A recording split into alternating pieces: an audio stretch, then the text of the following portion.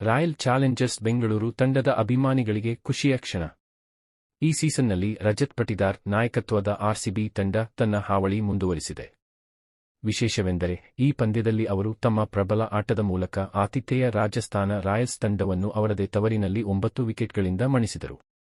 ಜೈಪುರದ ಮಾನ್ಸಿಂಗ್ ಕ್ರೀಡಾಂಗಣದಲ್ಲಿ ನಡೆದ ಈ ಪಂದ್ಯದಲ್ಲಿ ರಾಜಸ್ಥಾನ ಮೊದಲಿಗೆ ಬ್ಯಾಟ್ ಮಾಡಿದ್ದು, ಆರಂಭಿಕ ಆಟಗಾರ ಯಶಸ್ವಿ ಜೈಸ್ವಾಲ್ ಅವರ ಸ್ಫೋಟಕ ಅರ್ಧಶತಕದೊಂದಿಗೆ ಉತ್ತಮ ಆರಂಭ ನೀಡಿದರು.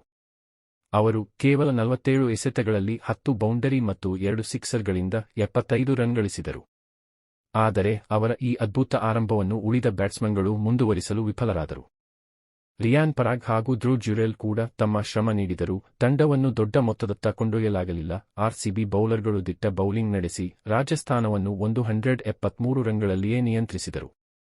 ಭುವನೇಶ್ವರ್ ಕುಮಾರ್, ಯಶ್ ದಯಾಳ್, ಜೋಶ್ ಹೇಜಲ್ವುಡ್ ಮತ್ತು ಕೃಣಾಲ್ ಪಾಂಡ್ಯ ತಲಾ 1 ವಿಕೆಟ್ ಪಡೆದು ತಂಡದ ಗೆಲುವಿಗೆ ಬುನಾದಿ ಹಾಕಿದರು. ಹೀಗಾಗಿ ಆರ್ಸಿಬಿಗೆ 174 ರನ್ಗಳ ಗುರಿ ದೊರೆಯಿತು. ಅದರ ನಂತರ ಕಣಕ್ಕಿಳಿದ ಫಿಲ್ ಸಾಲ್ಟ್ ಹಾಗೂ ವಿರಾಟ್ ಕೊಹ್ಲಿ ತಂಡಕ್ಕೆ ವಿದ್ಯುತ್ ವೇಗದ ಆರಂಭ ಒದಗಿಸಿದರು. ಇವರಿಬ್ಬರು ಕೇವಲ 8.4 ಓವರ್ಗಳಲ್ಲಿ 92 ರನ್ಗಳ ಜೊತೆಯಾಟವಾಡಿದರು. ಫಿಲ್ ಸಾಲ್ಟ್ ಕೇವಲ 33 ಎಸೆತಗಳಲ್ಲಿ 5 ಬೌಂಡರಿ ಹಾಗೂ 6 ಸಿಕ್ಸರ್ಗಳೊಂದಿಗೆ 62 ರನ್ ಗಳಿಸಿದರು. ವಿರಾಟ್ ಕೊಹ್ಲಿ ಕೂಡ ಅದೇ ರೀತಿ ದಿಟ್ಟ ಆಟವಾಡಿ ಅಜೇಯ 62 ರನ್ ಗಳಿಸಿದರು.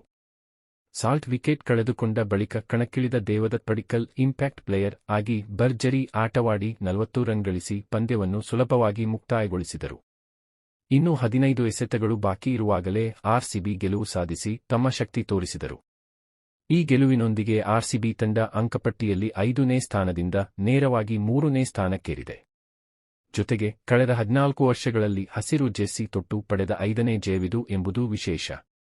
ಈ ವಿಡಿಯೋ ನಿಮ್ಮ ಮನಸ್ಸಿಗೆ ಇಷ್ಟವಾಗಿದ್ದರೆ ಲೈಕ್ ಮಾಡಿ, ಕಾಮೆಂಟ್ ಮಾಡಿ, ನಿಮ್ಮ ಅಭಿಪ್ರಾಯಗಳನ್ನು ಹಂಚಿಕೊಳ್ಳಿ ಹಾಗೂ ನಮ್ಮ ಚಾನೆಲ್ಗೆ ಸಬ್ಸ್ಕ್ರೈಬ್ ಮಾಡಿ.